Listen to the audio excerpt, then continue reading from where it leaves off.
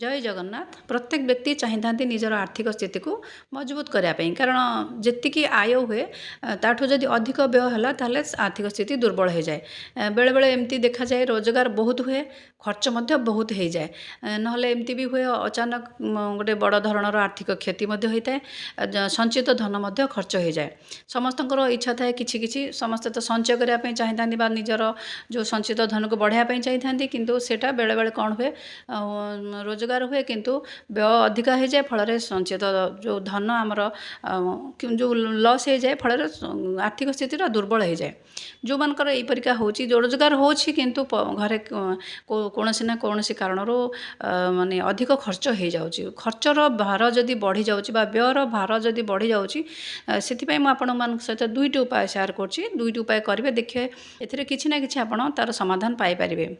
प्रथम कथाटी है जहाँ भी रोजगार करुँच घर को जी इनकम आसूची मंथली आसूची गोटे फिक्स अमाउंट करेंगे जोटा कि प्रत्येक मसरे आपण ताकू किसी धार्मिक स्थल दान करेंगे किंबा धार्मिक कार्य दे पारती निजर सक्षम मुताबक 500 हो पारे 1000 हो पारे 2000 हो पारे जहाँ भी आपण को माने आपण इच्छा मुताबक किसी फिक्स अमाउंट दान करेंगे। कारण आमर माने रही जो नियम यूनिवर्सर जो नियम रही आपड़ जहाँ देवे ताहा पाइबे।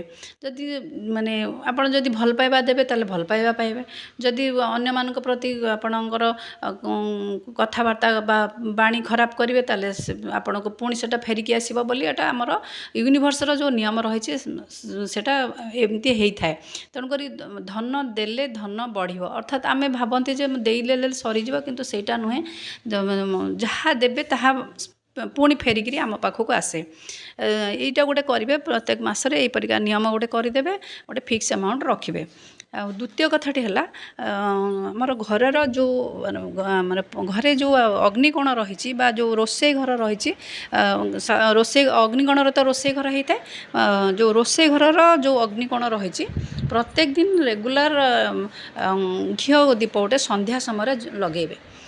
कारण अग्निकोणटा हूँ शुक्रंकर कोण बा शुक्रंकर कोण अर्थात से लक्ष्मीकर स्थान बोली कह जाए।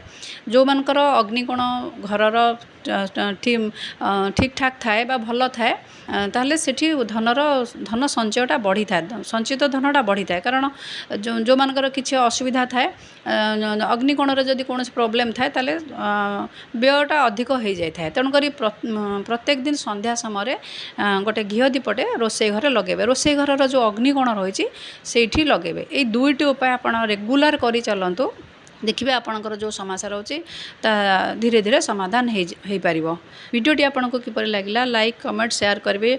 आज एतिकी रहुची धन्यवाद।